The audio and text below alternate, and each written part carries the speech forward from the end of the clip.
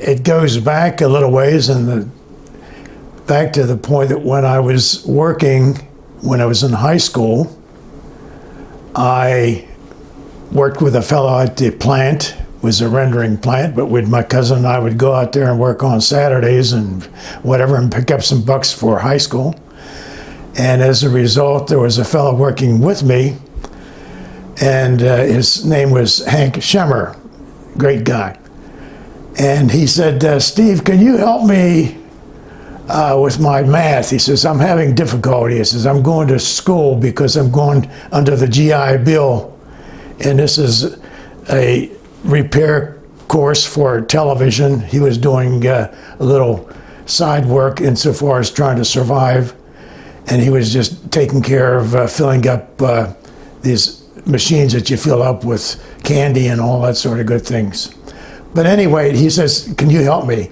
And I said, well, I'm got to give me a shot, bring the work over and we'll look at it. So it worked out well. And he was happy that I was able to help him and tutor him a bit on that. And then he said, well, what are you going to do? You're gotten out of school here. Are you going to go to college? Or I says, oh, I'm so sick of schooling at this point. I says, not right now. He says, I'll tell you what. He says, you're good at this, just from this few days that I've spent with you. He says, why don't you come up? What I'm going to do is check with the superintendent at the school. It was Allegheny Technical Institute up in the Wabash building in the city of Pittsburgh, which doesn't exist right now. But in any event, he checked with the superintendent. The superintendent says, bring the kid up. He says, we're only about 6 weeks into the program, or maybe somewhere around there. It hadn't been going too long because they were just doing mathematics. And so I go up and meet the superintendent. The superintendent says, yes, you can join Hank. The reason being that Hank had the vending machine automobile, and he says, you won't have to pay for parking in the city or do any of those things. He says, you ride with me and ride home with me. He says, and you get an education. I says, all right. But the superintendent accepted the conditions that we had and made life kind of interesting, because we would eat a lot of candy bars out of the back of the truck and whatever, pops, whatever he was pushing that day. So I rode with him. But in any event, let's get back to the electronics world. So I went and graduated from Allegheny Technical Institute. What year was this? And that was about 1962. And what year? No, before that. No, Marty, that's incorrect. Yeah. That'd be 52? Right, yeah, because I graduated high school in 51. This was probably about 1952 that I went to Allegheny Technical School. And then from there, I got a job repairing televisions. And the course was a radio and television repair. And TV was a hot number at that point because not too many people had TVs, and so everyone was buying TVs and installing antennas up on roofs, and always digging in a book and find out how things worked and what made them tick. And I worked a few months, and we had come up during the Korean War. At that point, there was no one wanting to go to battle anymore because of all the loss of military people over there, and they started with a draft. And here I am. And they bring up the draft, and my buddy and I says, hey, let's go join the Navy. You know, we don't want to go drafted for 2 years in the Army for another, let's go to the Navy. So go up, and lo and behold, I didn't get into the Navy at that point, but it was only a few weeks later I get this letter, and I come home, and Mom was there, and she says, you've got a Dear John or some sort of letter up on a mantle in the living room. I says, well, what do you mean? You know, and so I started, and she says, get it. Well, I got it. And naturally, it was the thing, report for duty. You have been drafted. And how old were you? 19 and a half. I was about 19, yeah. 19 and a half is when I was drafted. Then I went to Camp Gordon, Georgia for basic training. It was down in Georgia. It was down there, and that's where they taught you the basics of how to use a weapon and crawl on the ground and all that good stuff in their training. And then I was up one morning, and they were pretty tough on us down there because they were trying to get us to be obedient, listen to commands, and know the difference between officer and non-commissioned officers and all that basic things that you really need in the military. So I was having a bad day, and the drill sergeant were parading off in some direction to do another duty, and he asked me a question, and I said, "No, sir." He says, "What did you say?" I says, "Well, I don't know." The question, I said, "Well, yes, sir." And then he says, "Give me another 20. When every time it's 20, it means you do 20 push-ups. And he said, then I got back up, and he said, asked me another question, and I said, but the correction was, after that second 20, he says, "You do not call a non-commissioned officer sir. It's very simple. I hope you've learned your lesson." And so I says, "Well, okay, yes, Sergeant," because I was like, oh man, I don't want to do another 20. But in any event, he says, "You've got to report over to the Master Sergeant." And I said, "I do?" And he says, "Yeah." And he was in the office over there. I go over to this Master Sergeant in the office. He says, "Well, young man," he says, "you're going to go to signal school." This is Army Signal Corps training, basic training. He says, "You're going to go to Fort Monmouth, New Jersey." I said, "Oh." And he says, "Well, is that good?" I says, "Yes, I guess so," because at 19 and a half, I didn't know that much about the military and anything else, but I was learning very quickly. So we went, and he said, "You're going to go to Fort Monmouth, New Jersey. You're going to be the first class that's going to go through. They're going to have training on television." Because at that time, they were thinking about introducing television to the military and having television facilities. Because up until that point, it was all military. It was the radio stations. So I would go through and go up there to go through class, and I got a diploma for it and all that sort of thing. And it was kind of fun, but I was in class with master sergeants, tech sergeants, corporals, privates. This class was a real experiment, and it's amazing how the Army does get into detail and trying to figure out who and how to teach and get people to understand and how they're going to handle the course. But in any event, I left there, and then I got my orders after leaving there, and I was to go to Presidio, San Francisco. What I did is I went to school, got on the training at Allegheny Tech.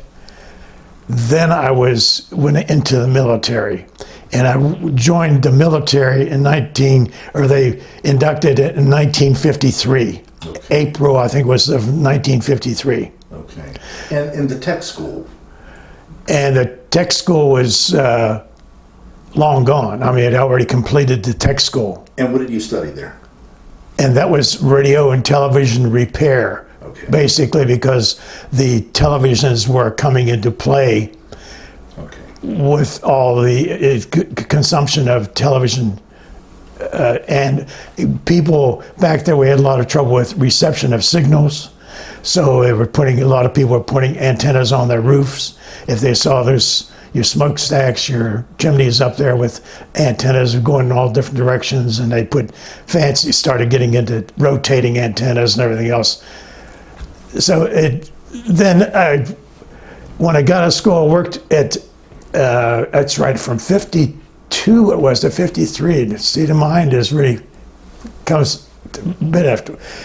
I worked for City View Supply, And I just started with that, and I was doing that work with Joe Dinone, was the fellow's name that had City View Supply, was up in Mountain, Washington. I worked for him. And it's when I was working for him is when I got my draft notice to come into the Army. So that was in '53. Okay. So you go through your basic training. You go through the basic training. I went through that. And we went to Fort Monmouth, New Jersey. Gordon, Fort Monmouth, New Jersey. Graduated from there, being one of the first to go through that school. Then I had a little time off. They sent me to Presidio, San Francisco.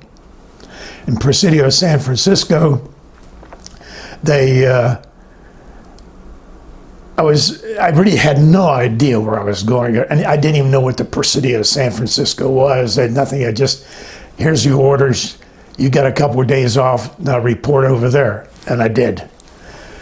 And I met right at the Presidio a civilian guy working for the military. And at that point, we were communicating with, or he was, that transmitter and transmitter site combination was communicating with Honolulu and Tokyo. And that was encrypted and very secure. It had single sideband transmitters. This guy was there and he taught me how to grind the crystals and increase the frequency, decrease the frequency, and keep things right on the button and all that sort of thing. And I didn't know what I was getting all this training for, but it was kind of fun. We had a microwave system 40 miles north of San Francisco, and that was the receive site for our radios coming back this direction. And then we had a microwave system from that site down to San Francisco. And then all that information was shipped back to Washington, D.C. And this was the truce talks were going on and all that at that time. So as a result, there was a lot of, dialogue going on between the countries. And if you look at the history, which I've checked a little bit of it, and that was the fact that they stopped above the 38th parallel, then the talks were going on, and then they finally agreed to use the 38th parallel as a line of no more fighting and cease the warmongers pointing guns at one another. And so after being at the Presidio, they gave me some time off, and I think I had several weeks off, and it was go back home because now you're going to be reporting back to Fort Lewis, Washington, and you're going to Korea. I says, oh, all that's just falling right in. And being a young guy, it was like I had more fun than, because I was always busy doing something, and I just loved the busyness of the whole thing. And so came back home. As a matter of fact, I got a flight back home on a military plane, but it was nothing directly to Pittsburgh. And I don't know if this story is very important at this point, but in any event, I go up to McClellan Field outside of Frisco, and it's going to go get a hop back. He said, luckily, I just get there, and this here, I suppose it was a Navy plane, and he was an admiral or something or other in his own private plane, but he took myself and another guy.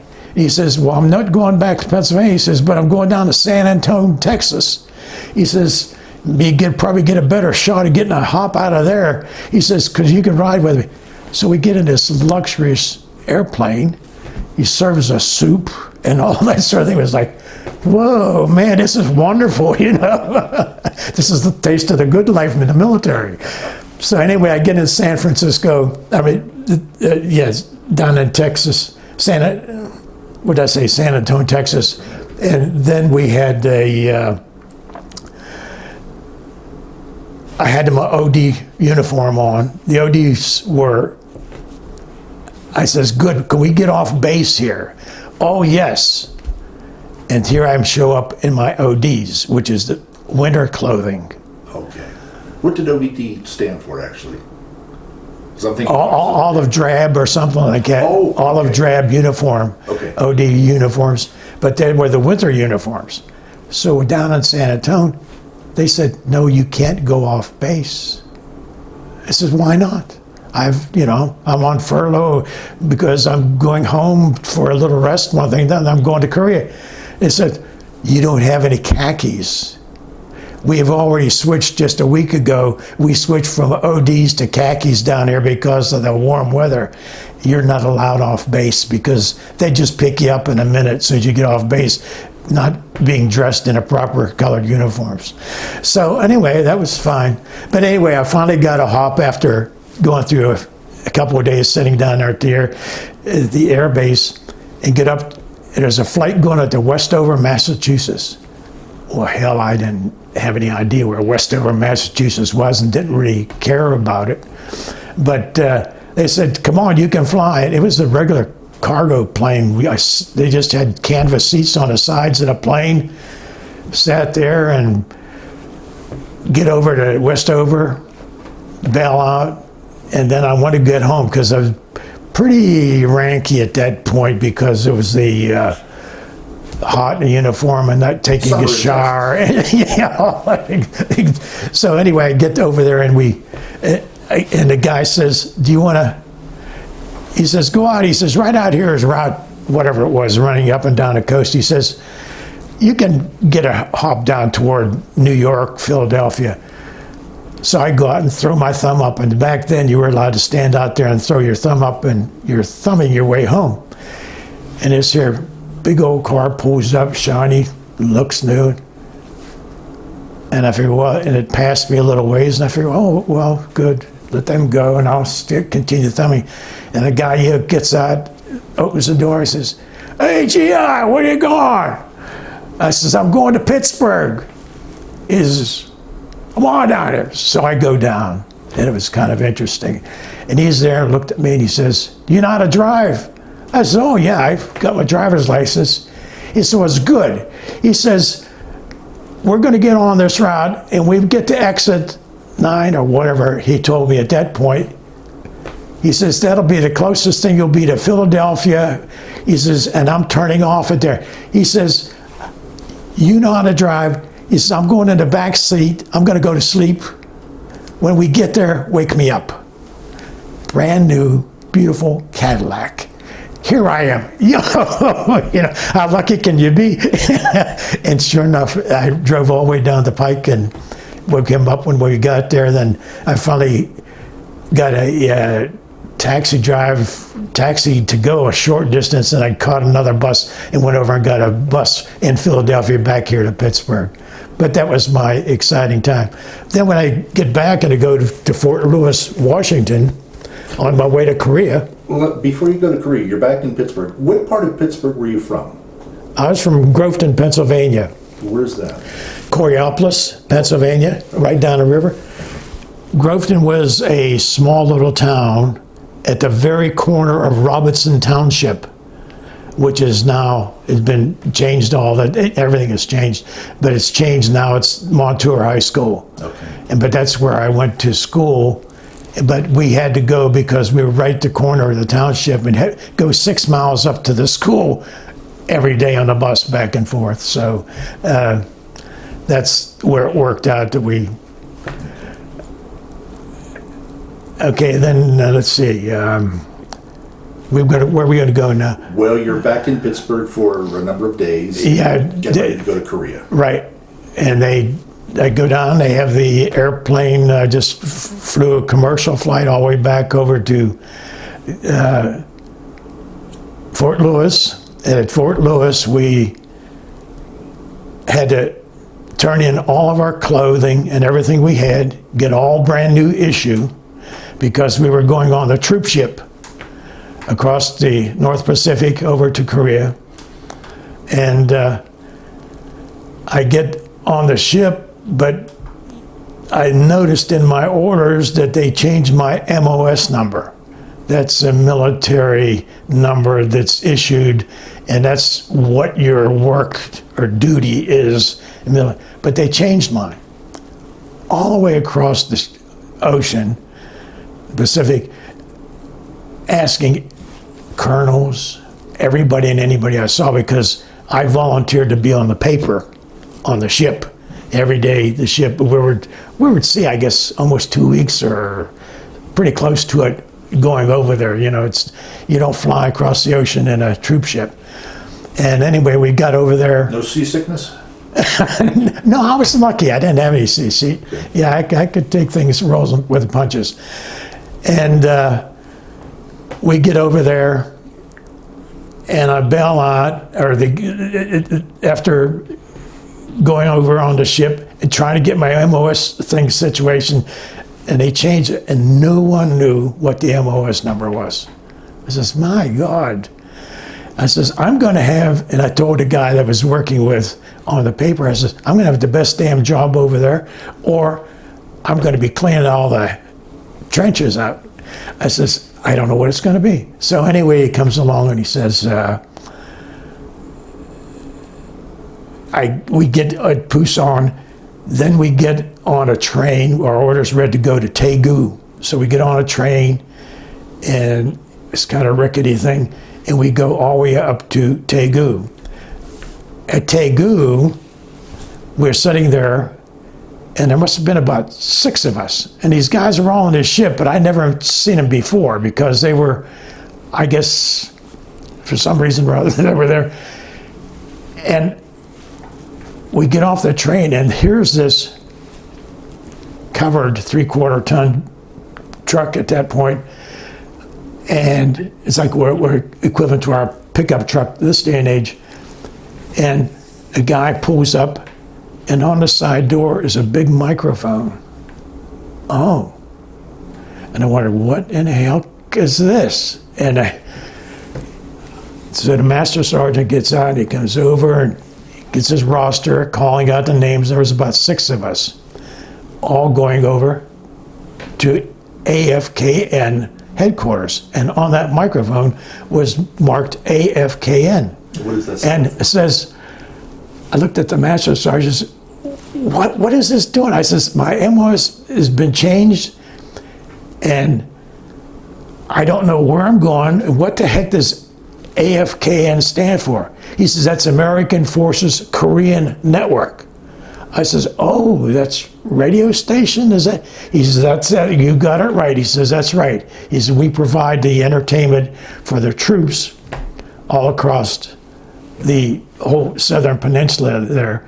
And there's multiple stations, one thing and another, that's fine.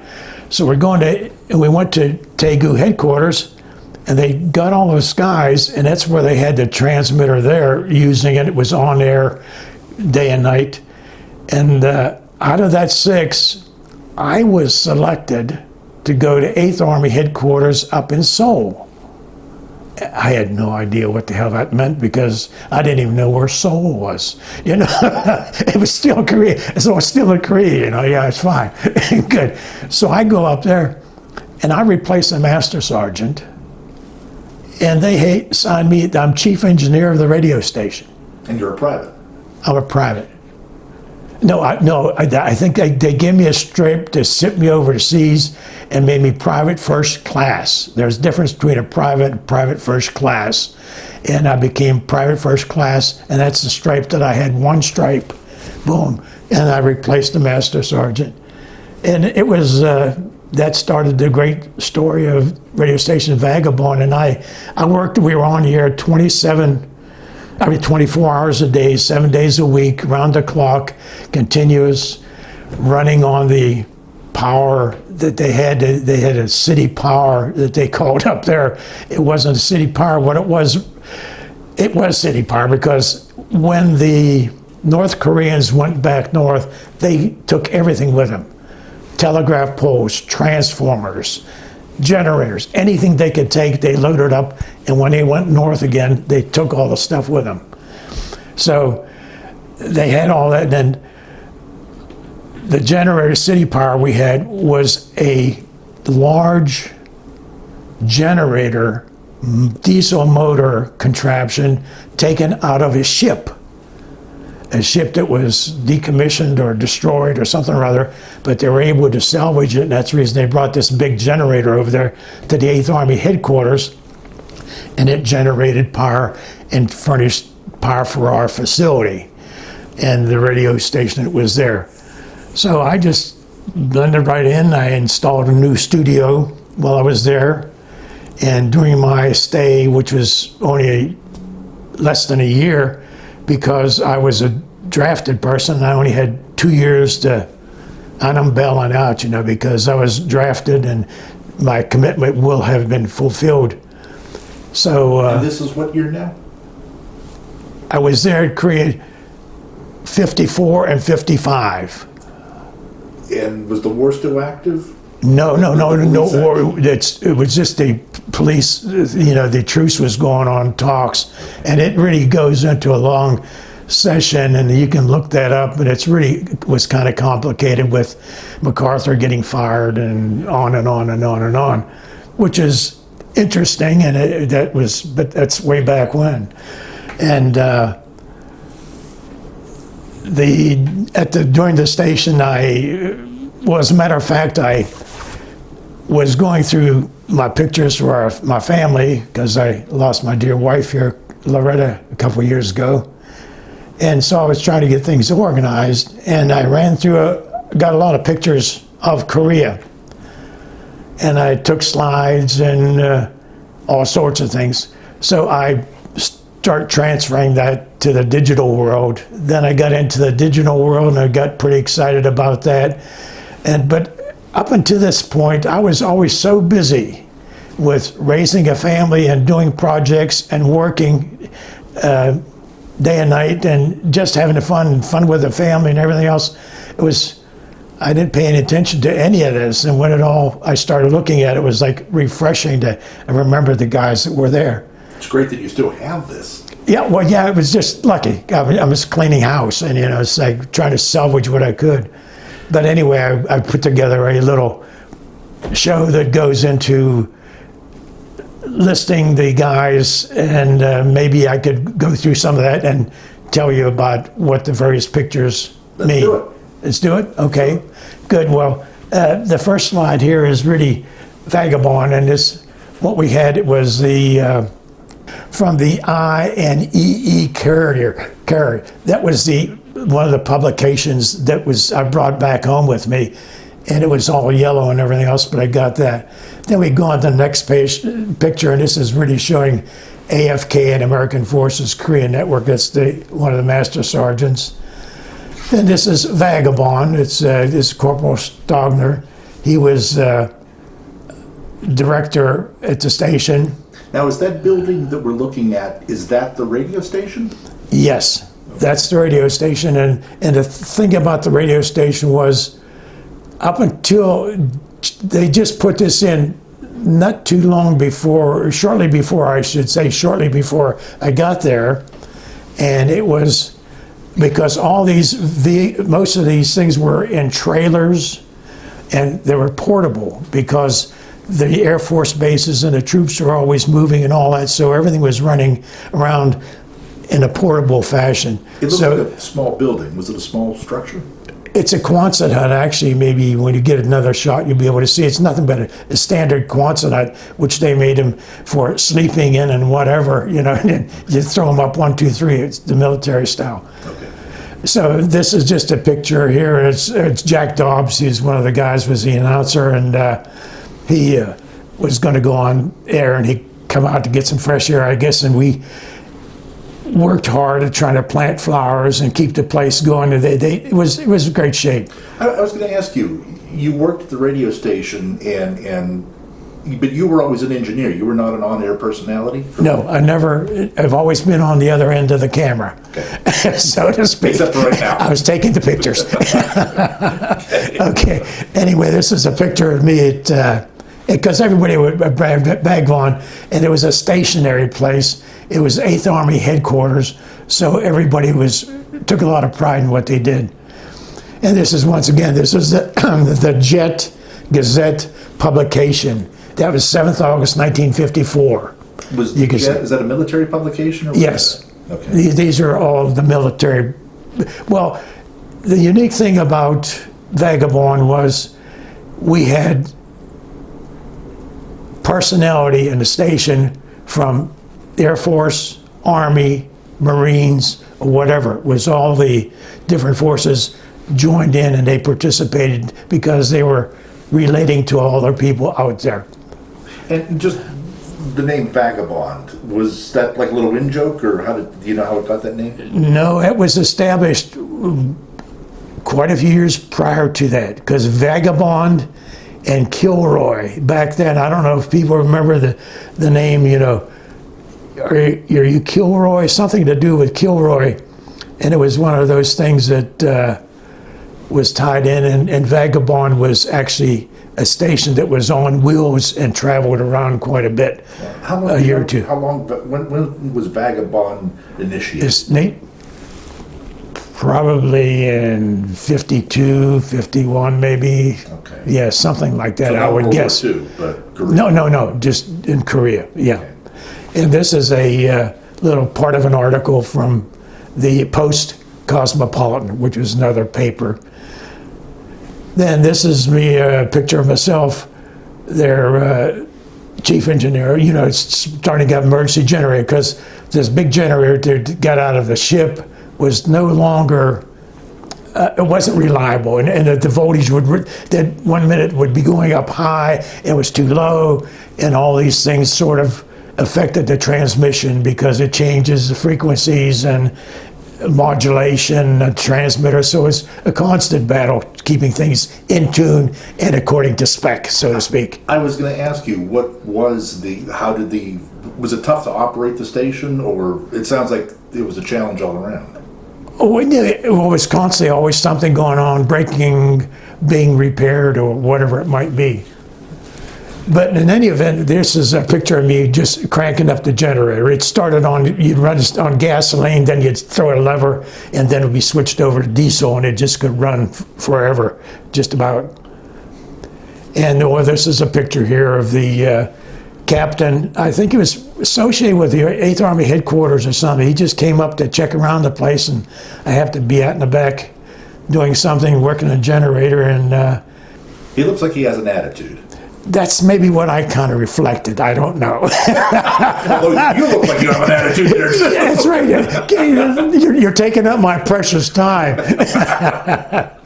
But anyway, and that's the great safety, this is a lesson to all the guys today, and all those rules and regulations we have. Here you have a switch, open switch, bare switch with 240 volts, and all you do is grab it and switch it like that and make a spark or two, and then you're back over from generator back to city power, and you just go switch it back and forth as needed. Was city power reliable? No, it was that big generator that they got out of the ship, and as a result, it the guys down there were making their power, but they weren't really, they weren't concerned about the finite insofar as frequencies and all that sort of thing was concerned. So, but it was electricity, man, over there that was wonderful. It was something. Yeah, it turned on light bulbs and that's all that counted. But here's a picture of myself tuning it. That's a Gates transmitter that we had. And they had those in a van, or a tractor, or a van also, which was touring around or was moved from place to place. Was there a lot of equipment? It seems like there was a lot of equipment there. Well, the transmitter, you'll see more as we look here. This is the studio that was there. Then I had to install another studio, or I had the privilege of, I should say, of installing another studio. But look at all the phones, it's like, phones weren't very sophisticated back then either. It was like almost one wire, one phone. That's what you get. Did I see 1,000 watts? What was the power of the station? 1,000 watt. It was a transmitter, affected, radiated. Yeah. Okay. This is a Quonset. That was our living quarters, and on that you can see there's a bell. And it was one thing that I remember. It was like really kind of unique that if you heard that bell ringing, no matter where you were, on the board or sleeping or whatever, you came running, because that was our emergency situation, that something really terrible is going on. So they rang that bell there, but that's our Quonset hut. Were you Oops. at threat where you were at the time you were there? No, other than the fact that not knowing what the North Koreans or whatever, who would start something again. Yeah. I mean, how close were you to front lines, or what was the potential? Well, it ended up, after the talks, the 38th parallel was what they have established, and that's what's established now. And the thing is that the threat was, well, I don't know how you measure a threat, but they were on their side with the guns pointed at us, and we were on this side with the guns pointed to them. So, what is a threat? Who knows what would go on politically or otherwise? Yeah. Well, did you feel personally like you had to, watch yourself? No, I never worried about it because I was always too busy doing something that was constructive. I just never thought about the war. I wasn't really afraid of any of that, and I don't think any of the troops were. We were more afraid about what the announcer would say on the air and not get in trouble with some colonel or whatever. I don't know if you can answer this, but given the fact that you were a communications outfit, to me that seems like that could possibly be high on the list of attack. Do you know if you were necessarily looked at closely? No, because that wasn't really a threat in a sense. But the real communications was done on other frequencies and alerted. Our sole goal there was to entertain the guys. Yeah. In other words, if you have sane people, you can trust them and things get along and you sort of learn to laugh and be entertained and entertain in reverse. So as a result, there was no threat of that form. Okay. And this here is the fellow on the right side is our officer in charge, OIC. And the other two guys are just announcers. And like I said, the guys came from all walks of life, but they wanted to be on radio, and a lot of these guys had previous experience before they joined up, and maybe a lot of them got drafted without knowing where they were going to go with the military or whatever. And naturally, you join up and you volunteer. I want to go to a radio station. It's a lot safer than saying you're going to go lay out on the ground with a weapon and be in the cold. Now, the fellow on the right who was in charge, is that Captain Stewart? Captain Stewart. Yeah, he's a great guy.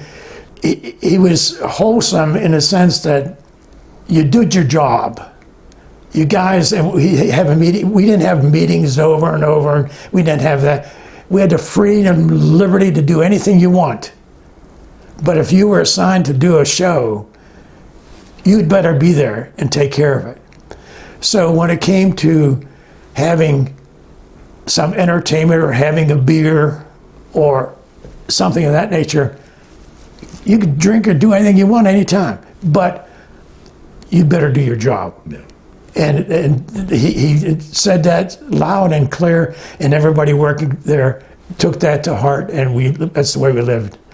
And that's a picture of myself there is in my little transmitter room, talking on the phone, did a lot of phones, so that guys say, hey, this turntable is not working right, or the need's scratching, or that's not working. So I took care of all the studios as well as taking care of the transmitter site and staying on the air.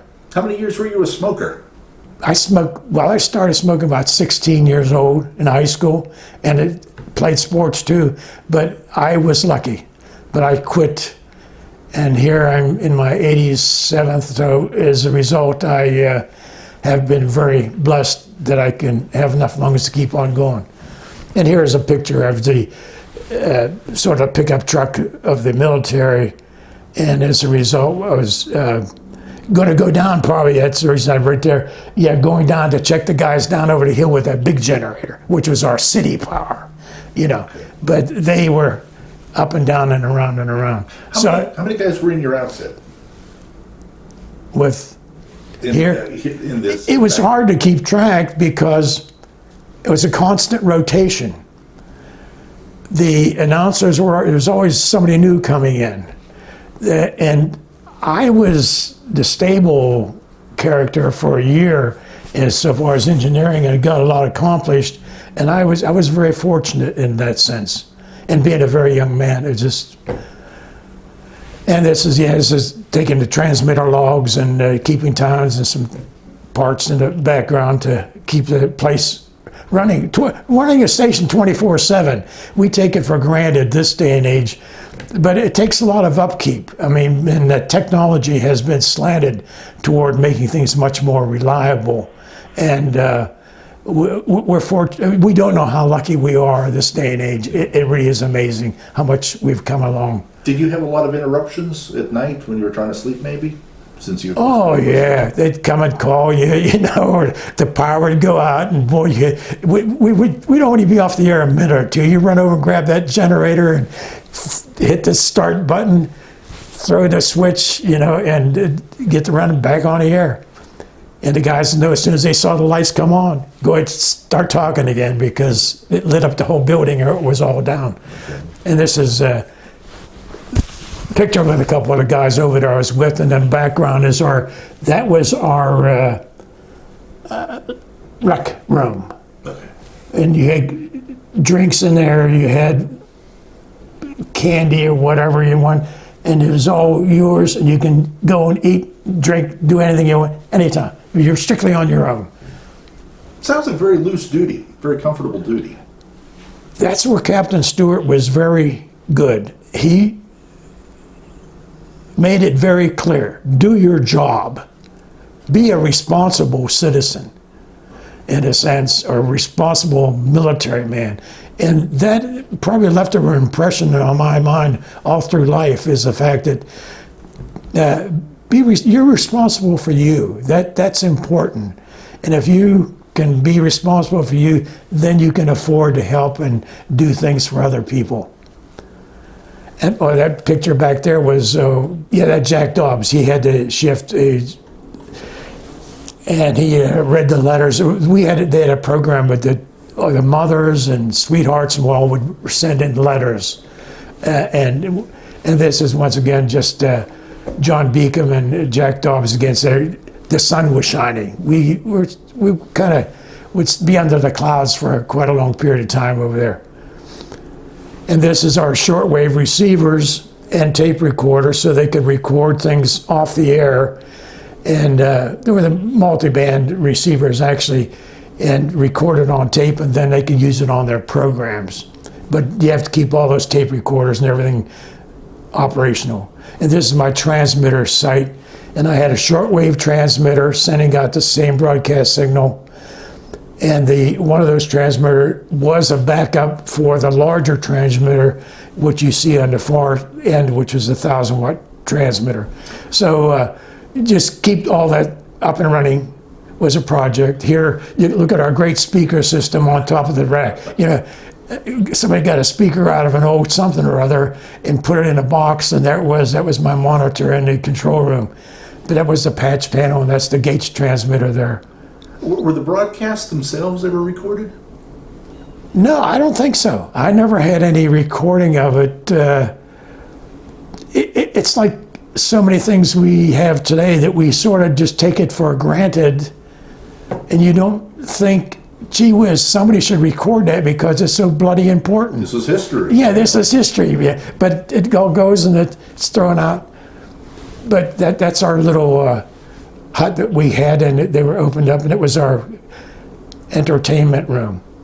And this kid here he worked there at the station, and he lost his mom and dad when he was 14. It was 4 years prior to it. It was probably one of those drives up or down. One way they were going up and down the peninsula in Korea, and here we have a nice young kid, and always kidding around with him, and we'd give him, candy and treats and whatever they wanted. Everybody always just shared. It was just open house. Then this is a transmitter site again, and it was like my right arm, left arm. I just had to constantly look at it, adjust it, or do something, or somebody had called and said, one of the announcers goes, I think the voltage is low now, or something like that. And then they go right in and make the decision. Am I going to go on generator because things are slipping, or do I stick with it? So you make those decisions. Who took all the pictures? Was there a camp photographer? No, what do you mean? These pictures are all taken by the guys, and you'd hand them a camera or whatever. Now, this is a picture of a Deuce and a Half. It was a popular vehicle during the Korean War, but we'd be loaded up with 50-gallon drums, and we'd go down to the motor pool and get fuel.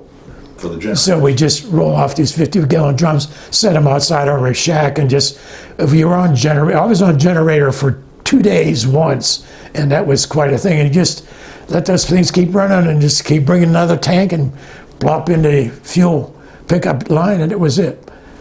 And then once again, it's just looking at the studio, and here's the pictures, and the sweet smell of flowers was a real treat over there.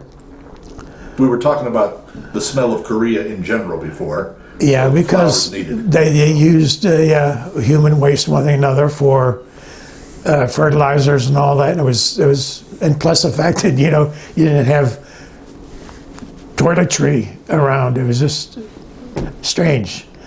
This is Corporal Grant Stogner. Yeah, he was. That's one of the guys at one of the studios there. And all of that day, I used that picture because you look at that crease on that pants.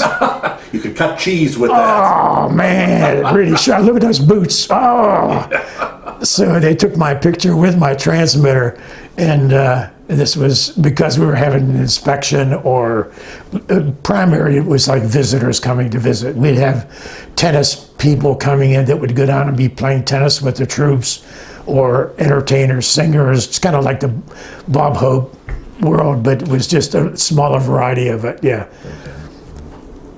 How about food? Did you eat regular rations, or did you have special food? No, we ate with the 336 engineering group down over the hill. But you never got anything special? No. Nothing ever fell off the truck for you? Well, I guess it'd be safe to say, yeah, we would play music for the guys down at the food depot, and occasionally we'd have some nice sirloin steaks show up. I mean, the whole piece, declared spoilage. It was no good. So as a result, we'd have to trim it up and put it on the grill, and we took care of it. But that's, you do what you can. This is Jack.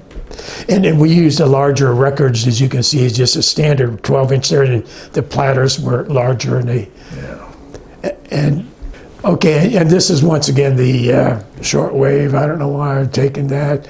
Okay, this is myself, and the sergeant came up from Taegu, Master Sergeant, and we were installing the new 5,000 watt transmitter, because they found they had a 5,000 watt transmitter stashed somewhere, and so they brought it up and they wanted to increase our power.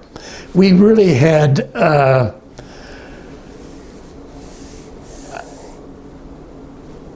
problem with frequencies, and I had to change the frequencies several times because the Chinese side would come and sit on top of our frequency and sort of push us off of the air or create a lot of interference.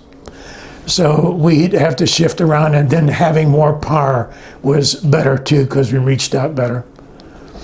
But there's the picture there shows the trailer, I should say, in the background. That's where that 5,000 watt transmitter, we didn't put that inside the building because there wasn't any room. We just left it outside, and the box on the very left-hand side was a tuning apparatus and isolation to feed the tower. We had a 180-foot tower that was there that we fed the antenna with. And that's just a peek inside the transmitter, and that's the right-hand side. You can see a big glass balls. That was the good old days when they used tubes. Now everything is done solid state-wise. And color. Yeah. Well, Rare. yeah, no, we had color there too, but it was like, depends on what you shot when and where you had it processed or whatever, you know. And that was the new generator we got with a higher power. And this is Stars and Stripes, did a page on Vagabond, going 5,000 watts. Captain O.B. Stewart, yeah, he was a great guy. And this is the bottom of the antenna. On there you can see, but you wouldn't know it. But the round balls that you see on right off my hip side, that's lightning arrestor. That if that antenna would get hit with lightning, it would arc across there and be grounded, the static electricity or lightning strike. And then the round coils is how you did an induction of the voltage to get the tower lights on the tower. The voltage or the voltag, as it reads in the picture? Well, it could be the guy that wrote that was me. And I was probably more interested in it. You just ran out of space. It looks like. Where did I see it? It says voltag up here. Oh, no, that up there. Yeah. That because our Korean guys, would give them a little guy and you say, here, go right. And you know, they didn't know how to spell our language and that, so we'd try to scribble, and so that didn't me. They actually did a good job there. Everybody got the message. That's not, we didn't give a damn about the spelling. And you see the big insulator on the bottom? Yeah. That's a big porcelain insulator, and that whole tire and everything, all that weight just sets on that, and it keeps it insulated from ground. Wow. Okay. Yeah. And that's the tower itself. Is about I climbed that twice, I think, when I was there to change the bulbs at the very top. I was going to ask Put you, new light lamps on. did you actually have to construct it, or did you just? No, it was there. It was on there with a 1,000-watt transmitter when I got there. Yeah. But we went 5,000 watts, and that's just the general maintenance of the thing. Okay. Oh yeah, we raised. Well, what I was telling you earlier, that we'd have a little problems with the Chinese Signal conflict. And signal conflicts, and we were sort of swamping them out a bit. And there was an article that they went through the trouble of putting on. That was S&S Korean Bureau published that. And that's once I took the camera up with me and I took a picture from the top of the tower looking down over the complex that we have and down over the mountains, a picture of it. And these are the giant records. There's Jack Dobbs in there selecting a program or thinking about to audition it and see if he's going to use it or whatever. And this was, the center part is really, my name is up there and it talks about, I don't know, Vagabond is on here, da da da. But I tore that off of one of the pages over, I guess, when I saw it, because I was teaching you how to salute. They'd put little funny things like that and how to salute or whatever. Oh, this is our living quarters. That's all you had. You had your duffel bag, and that's your clothes. Oh. And that's your bedding. That's all you had to your name, so to speak. How did you get to shower? We had a shower. You had a shower? Yeah, we were lucky. They had a shower installed, and you'd go in and get a bath. But no, you weren't running in there every day. It was more, taken care of. On an as-needed basis. Yeah, on an as-needed. And here's Stogner. He's there, and he was lighting up a cigarette, and he looked at us and says, "Hey, you're not supposed to smoke in here," something of that nature. And he, "Yeah, hey, I worked all night." I says, "Oh, sorry." So we had some fun. But anyway, this is then trying to brush his teeth. He's "Can't you do anything in peace around here to leave me alone?" Because, all these, we just had that little area that you saw. That's where we lived. And the whole Quonset was full of these side by side around. That's how we got all the troops. And there you go. It's there. We learned to have fun. You joked around and clowned around with the guys. It's kind of like when you're out on a camping trip, or just like a bunch of guys who get together. Well, I was a young fella there, so I was up to do a lot of pranks. Why not? Clean fun. Just laugh. Yeah. And there's, once again, it's just probably checking the modulation of the transmitter, because if the audio signal was too loud or too weak, and then combined with the RF signal, you had to keep an eye on it. And there, once again, is Glenn Stogner. He's doing his thing. Oh, this was a fellow that came in. I never did get his name because so many things happened. I probably took the picture and ran like heck to go adjust something or whatever. Or maybe I was in trying to tell him how to mic it or whatever to pick up. And this guy was a guest on one of the shows. You know, guys get on. There were live shows. They were always talking about and reporting the news, whatever happened. Yeah, that's private jobs he did. Yeah, Mel from Home was what program he had. He had to read all these letters. And that's Glenn Stogner, yeah, he's doing his show. And that's Dobbs again. And that's Jack Bellard again. So, but you know, see, those are the pictures of the guys that we would play switcheroo. They'd take a picture of me and I'd take a pictures of them. So it would, you know, have some fun. Send them home. And here's Air Force. Once again, is, you know, the guys were all, and we had a constant rotation. Now here's our OIC Stewart, Captain Stewart, talking with the guys, and just, that's it. They'd have a drink or something or other, and out there, you'd see them out there anytime, you know, in the evening, early in the morning, whatever. It was like, because they were on duty, off duty. It was, we constantly went. Who actually determined what went on the air? They had, yeah, I mean, there was restrictions as to what you could do and all that sort of thing. But Jack Bellard, the guy that you see a picture of several times, he was kind of like a program director. He had to, because, you know, the guys would be there for a while. It's like Al Brown down on the right-hand side. He used to do pantomime, and he would go down to the local, like the engineering group where they had their rec room, and they would take and he would do a little pantomime. So he would do that in his spare time. But not on the radio, I imagine. No, but he was an announcer on radio, so he would do some tricks, you know, or make some comments, and it was like, you're talking to the troops constantly. Yeah. And I was going to ask, what was the format? I mean, was there music? Was there comedy? It seems like it was just a mix of everything. Everything and anything. Okay. And they would change it. And the program, you'd have to, because if you're laying in a foxhole or a very confined area over there, you're listening to radio station Vagabond. It's, you needed some variety. If you couldn't stand the same thing. It wasn't like you were here and you could switch from channel 2 to channel 4 to channel 8 to channel 9 to 19 or 20. And now we can select from 300 different sources of entertainment in a day. Over there, they try to keep them happy. This is one of the guys, like that Master Sergeant. He came in and meeting with some other guys, and then go over and have a beer and sit down and talk, and they're maybe talking about the possible truce talks that were going on, or are they going to start up again, or it just goes on and on and on. Just talk to me, where was Vagabond on the dial?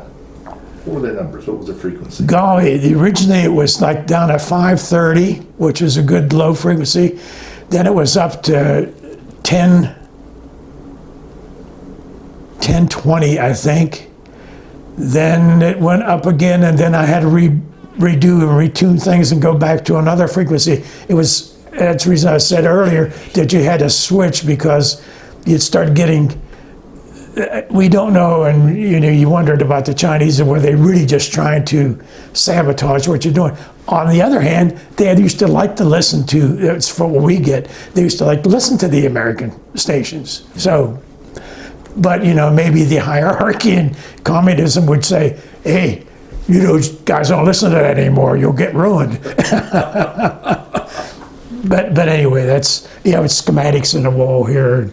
One thing. Okay, now these are 2 Quonset huts that we had for the, there would be guests that would come up, and they would have to have a place to stay. There was an entertainer or something like that came in. And then you had new announcers always coming in, and other guys phasing out. So you'd had to do switcheroos and say, you get out of the regular Quonset hut, go over there for 2 days. You're going to be catching a train south here shortly. So, you know, it was just constant stirring of things. Well, 24 hours, it's creates a lot of confusion. And that was our Korean help.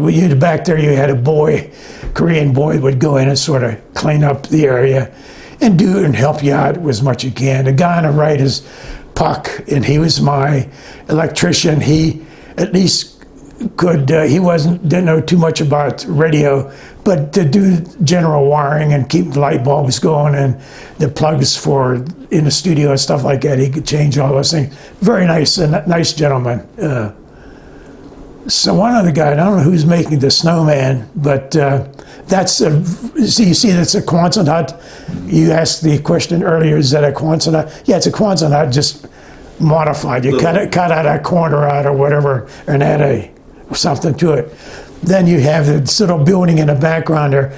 That was like kind of a little shack or a little, I call it a shack now, but it was a house. That's where some of the those guys, that's where they would hang out. They weren't supposed to hang out in the studios or the control rooms. Well, they'd be bored to death, listening to these same guys over and over. So that's where they sort of housed. It was kind of interesting.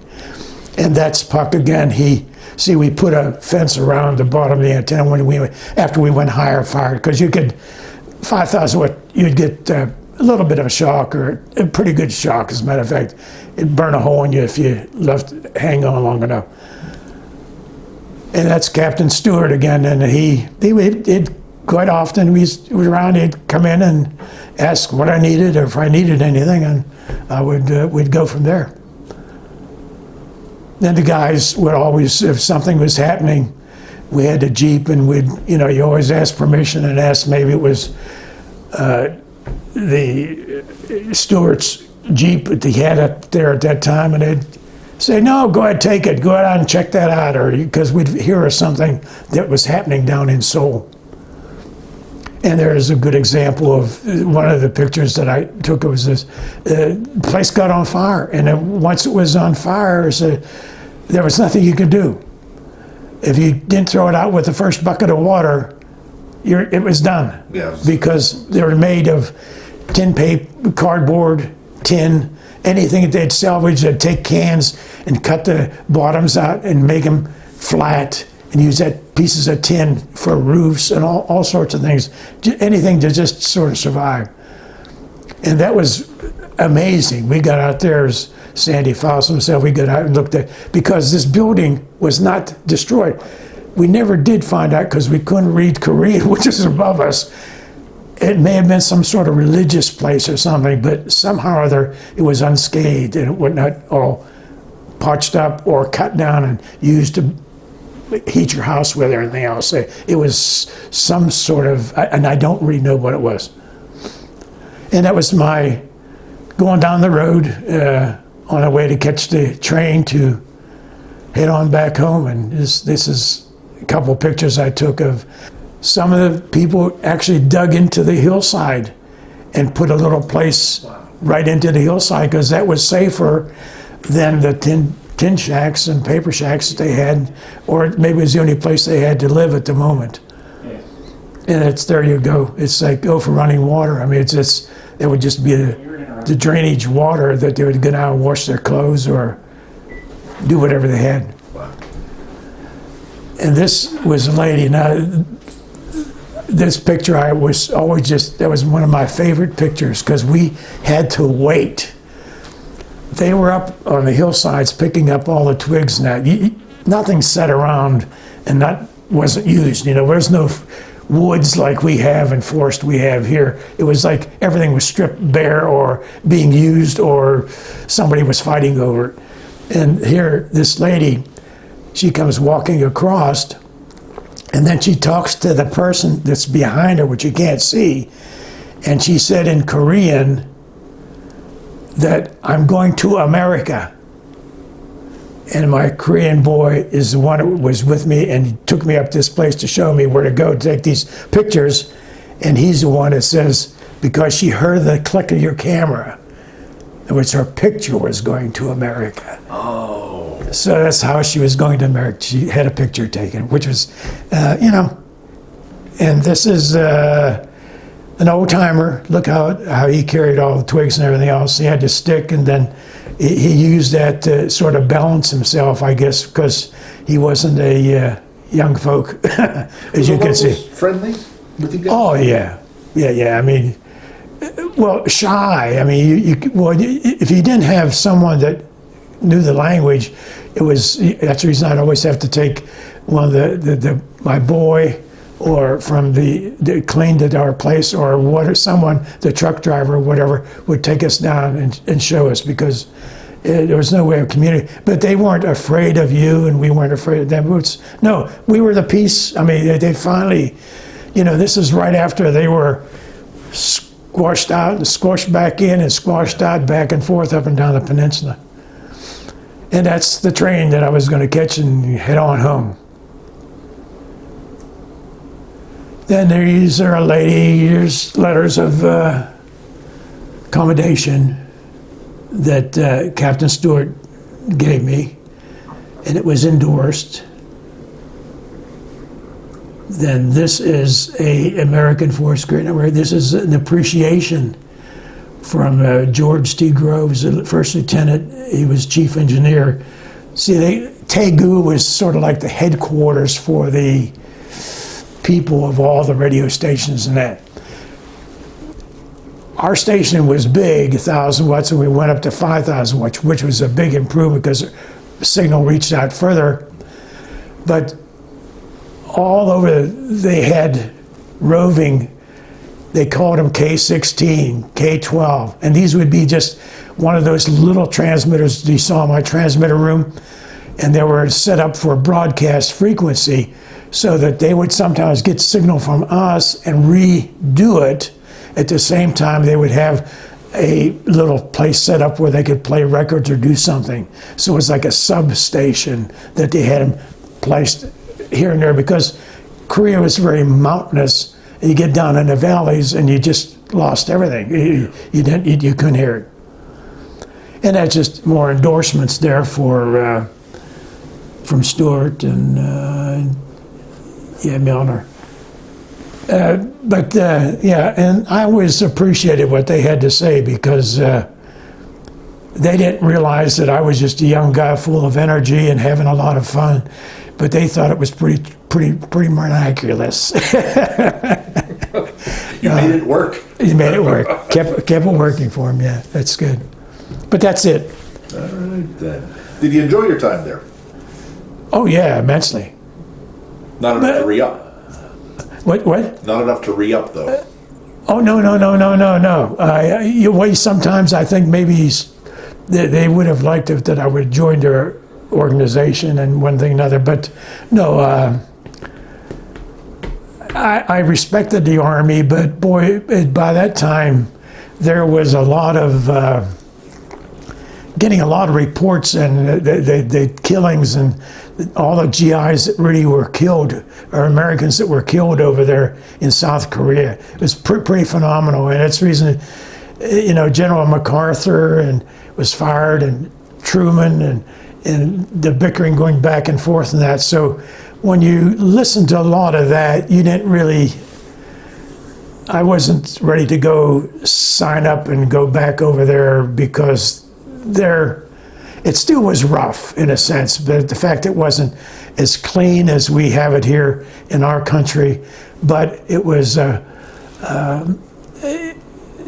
were just real people, and you appreciated that, but I didn't want to go join the Army to go see any more of it. What was it like coming home for you? And as a vet, too? Well, I have always been treated pretty well, except for maybe in more recent years. I'm up there in the years, but there were a lot of years that went by that Vietnam came along, and when Vietnam, they made a lot of noise, and that was another war that they bickered over, and as a result, they took care of the Vietnam guys, and they gave them medical attention and whatever easily, but somehow or other along the years, Korea was really forgotten. They didn't really pay much attention, and the government wasn't really behind supporting a lot of that.